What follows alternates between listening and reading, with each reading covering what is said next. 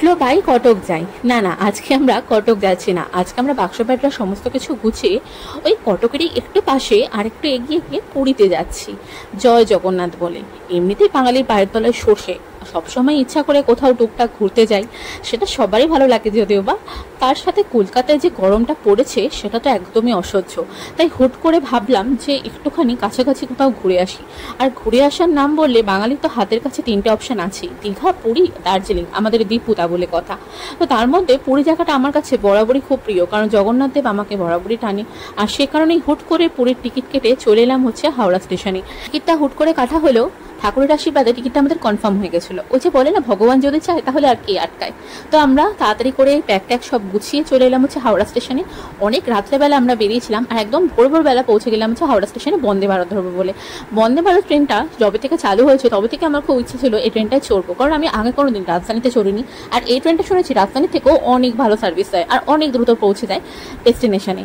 তো এই তো আমরা এখানে হাওড়া স্টেশনে এসে একটু টুকটাক করে খাবার দাবার খেয়ে নিচ্ছিলাম, যদিও তখন প্রায় 6টার দিকে বাজে। তো সবাই এখন প্ল্যাটফর্মে দাঁড়িয়ে রয়েছে বন্দে ভারত ঢোকার অপেক্ষায়। এখানে সবাই মনে হয় আমার মতোই প্রথমবার বন্দে ভারতে চড়বো বলে দাঁড়িয়ে রয়েছে।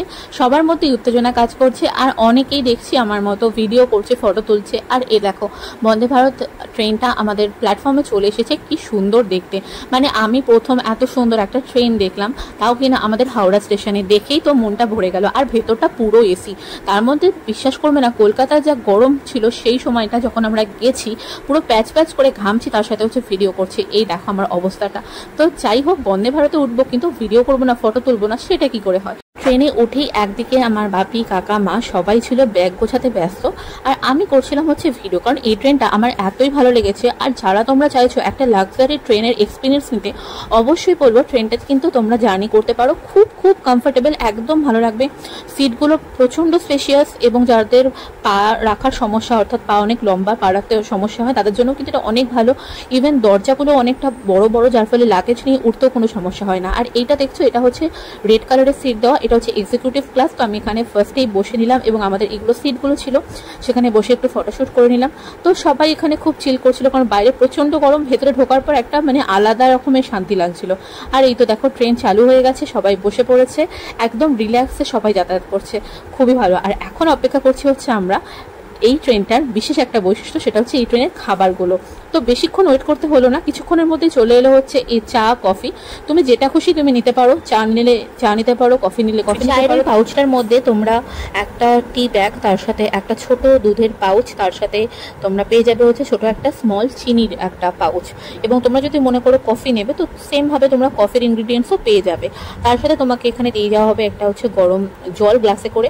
তো এটা বেশ ভালোই ছিল। আর একটা জিনিস তোমাদেরকে বলতে ভুলে গেছি, তোমরা বন্দে ভারতে ওঠার পরে কিন্তু তোমরা নিউজ পেপার তোমরা নিজেদের মতো করে চুজ করে নিতে পারবে, এবং এটা সম্পূর্ণ ফ্রি।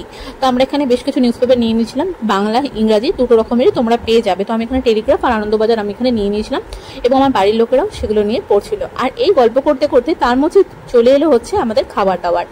বন্দে ভারতের খাবার দাবার কিন্তু বন্দে ভারতের একটা স্পেশাল পয়েন্ট। তো এখানে কি কি ছিল খাবারের মধ্যে, প্রথমেই ছিল সুন্দর করে প্যাক করা দুটো ব্রাউন ব্রেড টোস্ট করা, তার সাথে আর একটা অ্যালুমিনিয়াম ফয়েলের মধ্যে দারুণ একটা খাবার ছিল, সেটাও তোমাদেরকে দেখাচ্ছি। তার সাথে ছিল এই কাপকেক মাফিনটা, সাথে দিয়েছিল জ্যাম, তার সাথে বাটার।